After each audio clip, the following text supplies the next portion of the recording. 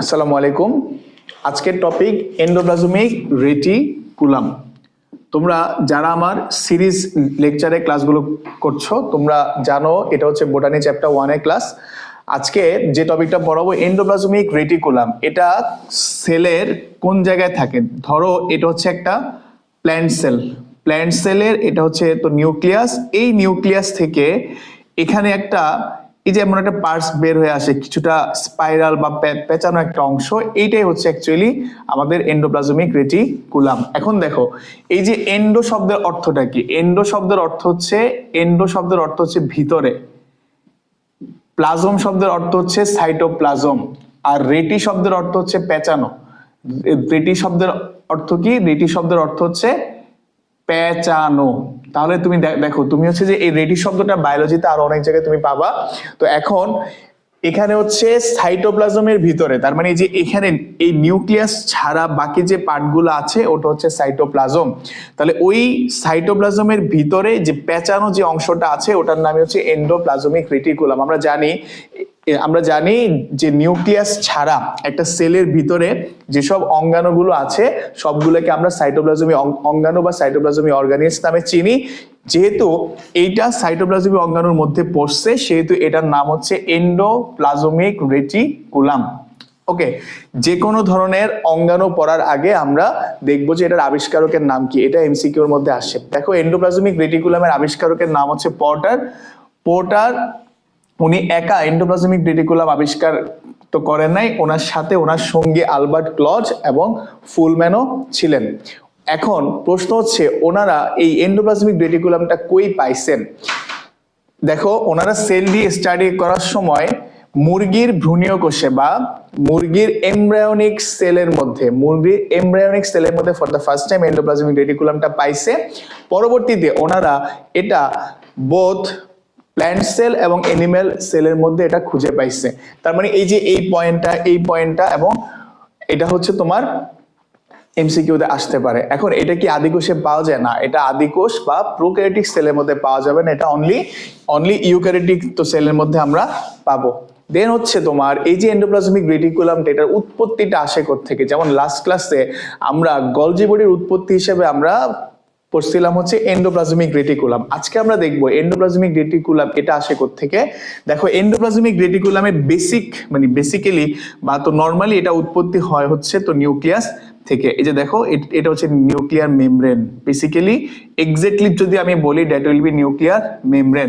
এছাড়া কিছু কিছু ম্যাচিউর সেল আছে যেগুলোর মধ্যে হচ্ছে নিউক্লিয়াস থাকে না, ওগুলার ক্ষেত্রে হচ্ছে আমরা সাইটোপ্লাজমিক মেমব্রেন, দ্যাট মিন্স আমরা এইখান থেকেও চাইলে একটা এন্ডোপ্লাজমিক রেটিকুলাম আমরা পেতে পারি। কিছু কিছু ক্ষেত্রে সেল মেমব্রেন, এই যে সেল মেমব্রেন আর একটা হচ্ছে তোমার সাইটোপ্লাজমিক মেমব্রেন, এসব জায়গাগুলো থেকে হচ্ছে আমরা এন্ডোপ্লাজমিক রেটিকুলামকে পাবো।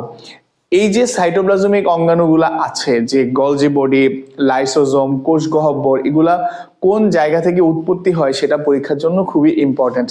এবার দেখো এই এন্ডোপ্লাজমিক রেটিকুলামটা একটা সেলের, একটা হিউম্যান বডির কোন জায়গার মধ্যে, আমাদের হিউম্যান বডির কোন অঙ্গের মধ্যে বা কোন অর্গানের মধ্যে আমরা এটা সবচেয়ে বেশি পাবো, সেটা হচ্ছে যকৃত বা লিভার, দেন হচ্ছে তোমার অগ্নাশয় বা প্যানক্রিয়াস, দেন হচ্ছে এটা আমরা হচ্ছে এন্ডোক্রাইন গ্ল্যান্ড বা অন্তঃক্ষরা গ্রন্থির মধ্যে আমরা এগুলো সবচেয়ে বেশি পাবো। অন্তঃক্ষরা গ্রন্থি বা এন্ডোক্রাইন গ্ল্যান্ড আমরা কাকে বলি সেগুলো হচ্ছে আমরা গ্ল্যান্ডের ক্লাসে আমরা জানবো। তবে অন্তঃক্ষরা গ্রন্থিটা হচ্ছে, অন্তঃক্ষরা গ্রন্থি বলতে আমরা যেটা বুঝবো সেটা হচ্ছে কোন গ্রন্থি, তার আগে আসে হচ্ছে গ্রন্থি কাকে বলে। গ্রন্থি হচ্ছে একটা ব্যাগ অর স্যাক, মানে একটা থলে বা বস্তা যেটার ভিতরে কোনো ফ্লুইড, এনজাইম বা হরমোনটা থাকে। সো ধরো এটা যদি একটা গ্রন্থি হয়, এই গ্রন্থি থেকে হরমোনটা বের হয়ে অন্য কোথাও গিয়ে হচ্ছে সে কাজ করবে। যদি গ্রন্থি থেকে হরমোনটা বের হয়ে সে যদি ব্লাডের মধ্য দিয়ে হোল বডিতে গিয়ে পৌঁছায় তাহলে সেই ধরনের গ্রন্থিগুলোকে আমরা বলি হচ্ছে অন্তঃক্ষরা বা এন্ডোক্রাইন গ্ল্যান্ড। যদি ব্লাড ছাড়া অন্য কোনো নালী বা টিউব দিয়ে যদি সে বা ডাক দিয়ে যদি সে যায় তখন তাকে বলা হয় হচ্ছে বহিঃক্ষরা বা এক্সোক্রাইন গ্ল্যান্ড। আর এটা যদি ব্লাডের মাধ্যমে যায় তখন তার নাম হচ্ছে এন্ডোক্রাইন গ্ল্যান্ড বা এটার নাম হচ্ছে অন্তঃক্ষরা গ্রন্থি। ওকে, তাহলে দেখো এগুলো হচ্ছে সায়েন্টিস্টের নেম, পোর্টার এবং তার সঙ্গী আলবার্ট ক্লডো ফুলম্যান। মুরগি ভ্রূণীয় কোষ এটা ফর দ্য ফার্স্ট টাইম পাওয়া যায়। এটা সবচাইতে বেসিক্যালি মেইনলি পাওয়া যায় হচ্ছে ইউক্যারিওটিক সেল, অ্যাকচুয়ালি প্রকৃত কোষের মধ্যেই তুমি এটা পাবা। পরবর্তী এটা উৎপত্তি কোথায়? এটার উৎপত্তি হচ্ছে নিউক্লিয়ার মেমব্রেন, সাইটোপ্লাজমিক মেমব্রেন, আর এটা হচ্ছে সেল মেমব্রেন। দেন সবচেয়ে বেশি পাওয়া যায় আমাদের লিভার, আমাদের অগ্ন্যাশয় বা প্যানক্রিয়াস এবং এন্ডোক্রাইন গ্ল্যান্ড। এন্ডোক্রাইন গ্ল্যান্ড হচ্ছে গ্রন্থি থেকে সিক্রেশনটা বের হয়ে যদি ব্লাড বা অন্য কোনো তরলের মধ্যে দিয়ে সারা শরীরে পৌঁছায়, সেটার নাম হচ্ছে এন্ডোক্রাইন গ্ল্যান্ড। এবার আসো আমরা এন্ডোপ্লাজমিক রেটিকুলামের প্রকারভেদটা পড়বো। আমি বোর্ডটা ক্লিন করি।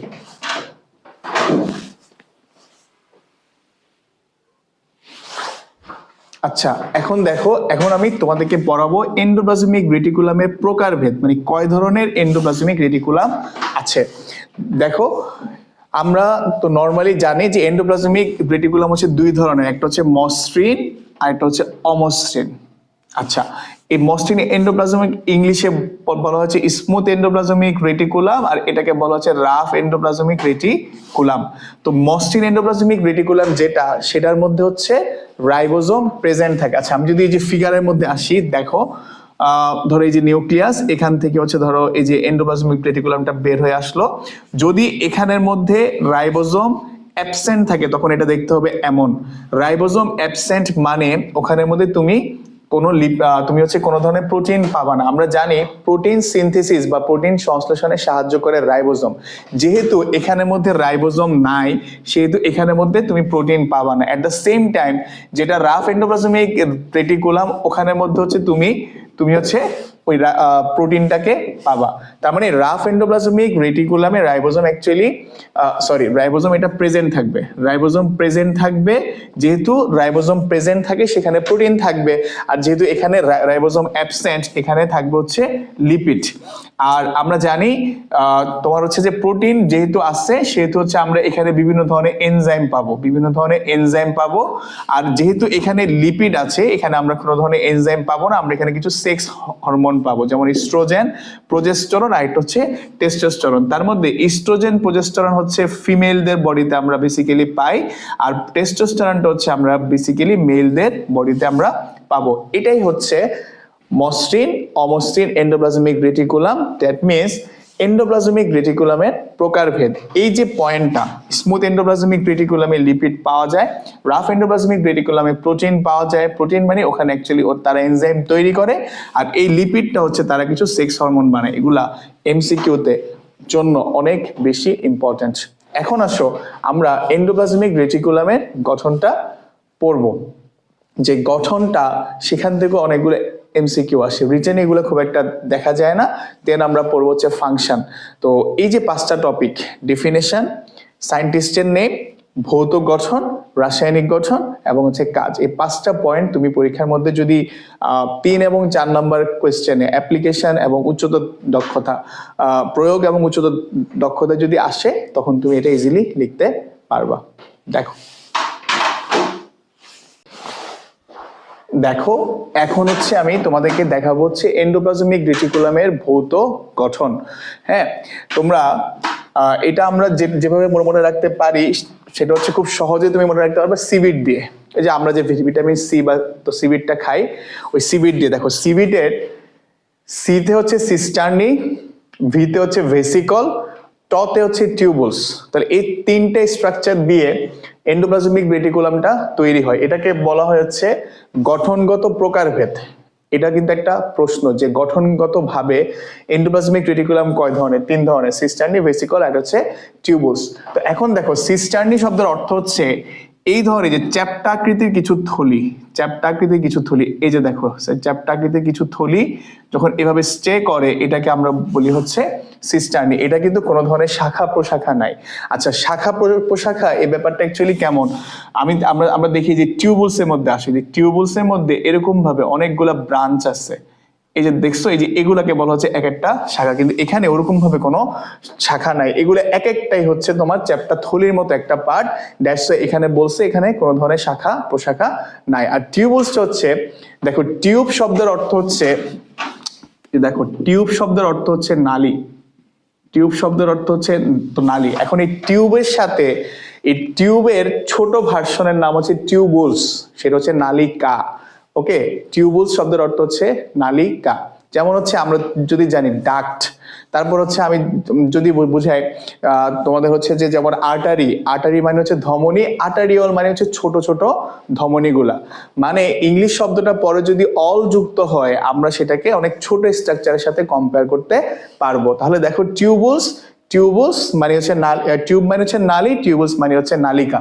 দেন দেখো সেম ভাবে ভেসেল, ভেসেলের অ্যাকচুয়াল বাংলা হচ্ছে কলসি, মানে ভেসেল মানে হচ্ছে একটা পাত্র, যখন সেই পাত্রটা হয়ে যায় ছোট সেটাকে বলি হচ্ছে আমরা ভেসিকল।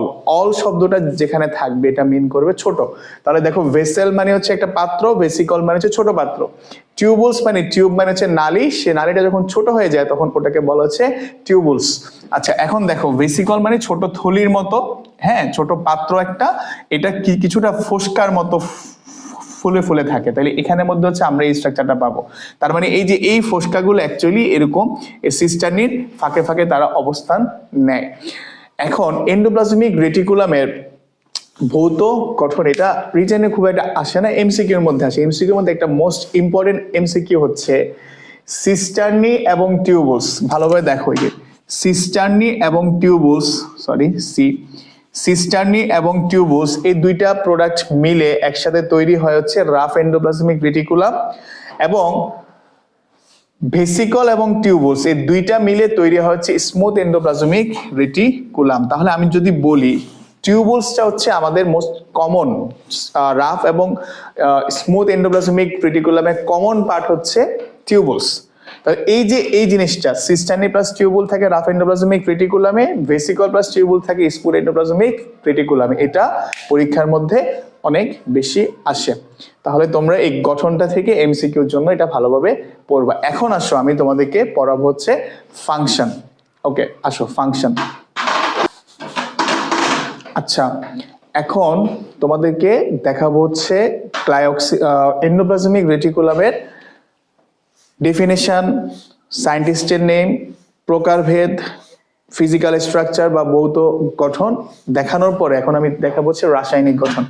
দেখো এই কেমিক্যাল স্ট্রাকচার গুলা এমসিকিউতে মাঝে মাঝে দেয়, তো আমি তোমাদেরকে একটা বেসিক শিখিয়ে দিছিলাম যে সাইটোপ্লাজমিক অর্গানেলস বা সাইটোপ্লাজমিক অঙ্গাণু গুলার রাসায়নিক গঠন আসলে তুমি ব্লাইন্ডলি প্রোটিন এবং লিপিডকে চিন্তা করতে পারবা। তাহলে দেখো আমরা এখানে প্রোটিন এবং লিপিডকে আনলাম। একটু আগে দেখো আমরা যখন এটার প্রকারভেদ পড়েছিলাম সেখানে কিন্তু প্রোটিন এবং লিপিড এই কথাগুলো কিন্তু ছিল। তুমি ভৌত গঠন থেকে প্রোটিন এবং লিপিডের কথাগুলো আনতে পারবা। দেন এখানে যেহেতু প্রোটিন আছে সেখানে এনজাইম আছে, আমরা ভৌত স্ট্রাকচারের মধ্যে পাইছিলাম তো হরমোন, এবং আরেকটা আছে গ্লায়োক্সিজম। দেখো আমার গ্লায়োক্সিজম একটা ক্লাস আছে, সেই গ্লায়োক্সিজমের ক্লাসের মধ্যে আমি পড়াইছিলাম যে গ্লায়োক্সিজমটা এন্ডোপ্লাজমিক রেটিকুলাম থেকে তৈরি হয়, বা এন্ডোপ্লাজমিক রেটিকুলামটা এই গ্লায়োক্সিজমটাকে ধরে রাখে।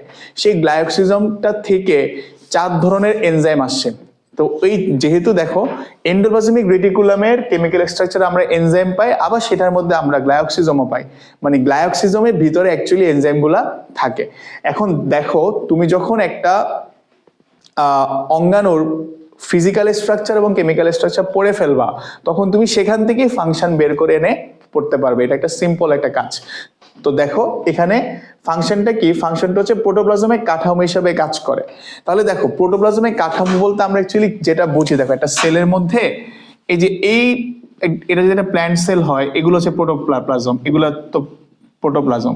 তো এখানে যখন ধরো এন্ডোপ্লাজমিক রেটিকুলামটা যখন এখানে থাকে তার অ্যাকচুয়ালি প্রোটোপ্লাজমকে ধরে রাখতে পারে, এই কারণে বলা হয় এটা প্রোটোপ্লাজমের কাঠামো হিসেবে কাজ করে।